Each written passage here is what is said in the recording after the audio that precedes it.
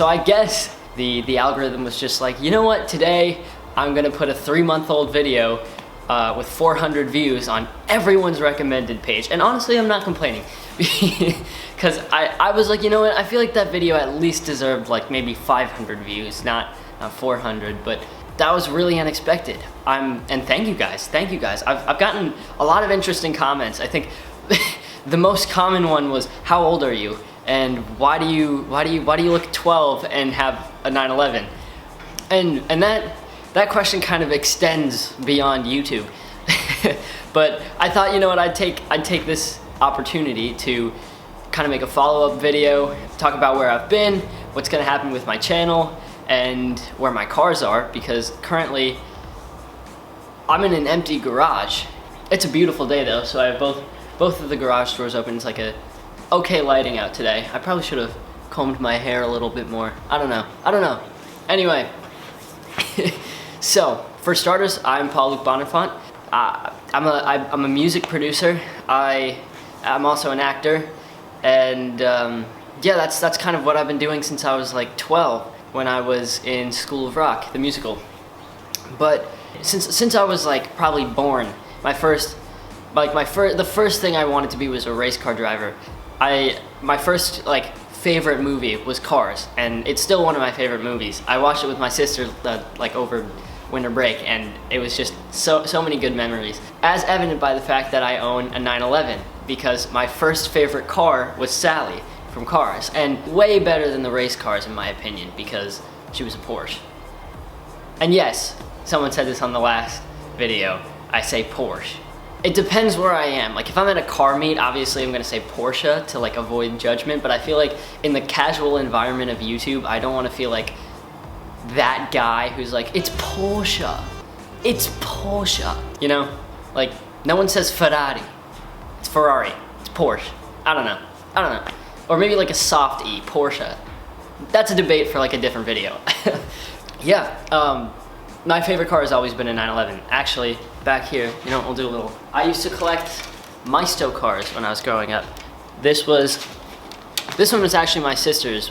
I had the Boxster, but this is my first 911. Yeah, so it's, despite being a beautiful day, I think what I'd really want to be doing right now is driving, but I don't have either of my cars. As you guys know, oh, that's important. Yeah, so I've got the Stealth, which was my dad's. He passed away, unfortunately, in 2010. That's why it sat for 10 years. But my dad, back in the 90s, when he was a young engineer, he bought a 1992 Dodge Stealth, because he wanted the most technologically advanced car, because, you know, he's an engineer. He ended up with the Stealth, not the turbo, the RT. So got all the bells and whistles from the turbo, except it's front wheel drive. And anyway, that car's a lot of fun. And I restored it at the beginning of quarantine because I knew I was going to be getting my license in September. And so I was like, you know what, I'm going to restore this thing. I did all of the paintwork by hand.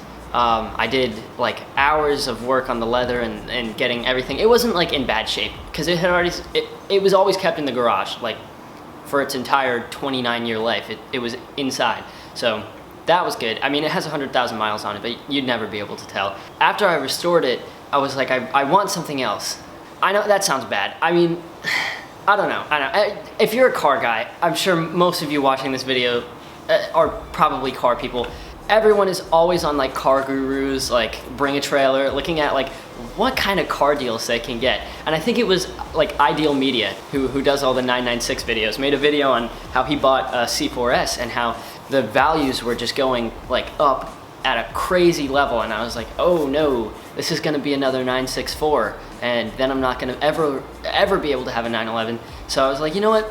Okay, I'll try to find one that like needs some love, with really high miles, that like I'm not gonna feel bad driving and will be really rewarding to bring back to its original, you know, shape. I really didn't think I would end up with a 911 I thought this was like a 2-3 year process, you know? But then this car showed up on Cars and Bids, and I was like, all right, okay, I have to at least try. And so, yeah, the rest is history. But here we are. The 911 currently is getting both sides of it repainted and dent removal and whatnot. During the winter, I was pulling into my driveway after I went to get gas, and I had left during the daytime and I came back at night, and so the puddle at the bottom of my driveway froze into black ice, and I ended up kind of skimming the like 3 foot just boulders of snow that the plow had left, except those had turned to ice. So after we finally got the car out, there was a tiny little dent, and so, you know, I was like, how much would it be to get this fixed? And then the insurance company was like, all right, it is what it is, you know, these are ice accidents, they happen all the time. So I ended up just getting a few more dents removed, color matched and everything. Can't wait to have that back. But while it's there, I'm also adding a deep sump and larger baffles so that I can take that car on the track and not suffer from oil starvation. Yeah, I'm also switching to thicker oil. It has 150,000 miles on it. I mean, the chances of it not having bore scoring are like almost zero, so I'm just trying to minimize the effects of that before I can eventually get the engine rebuilt. I can't wait for that car to come back. I think it's another week, and this is supposed to be a beautiful week, all week, so torture. But it's, you know what, it's fine. Good things are worth waiting for. And as for the Stealth,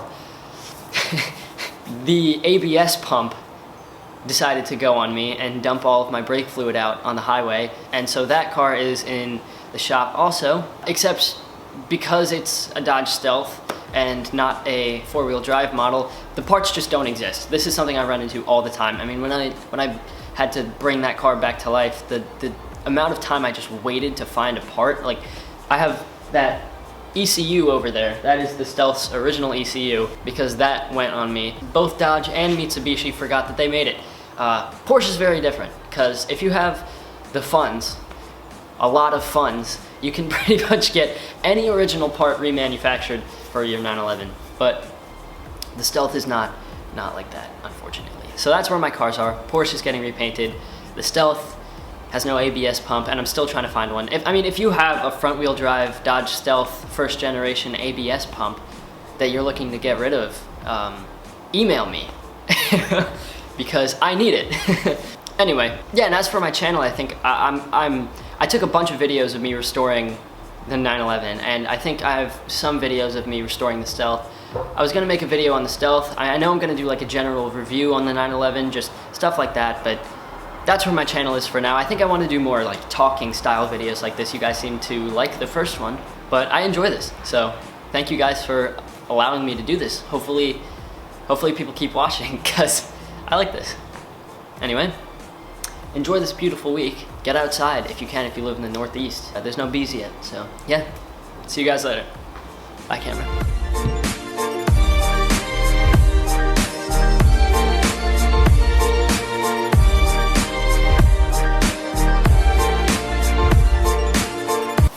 All right, hold up, let me get a better angle here. I wonder if those would look better if they were open. I don't know what I'm fucking doing.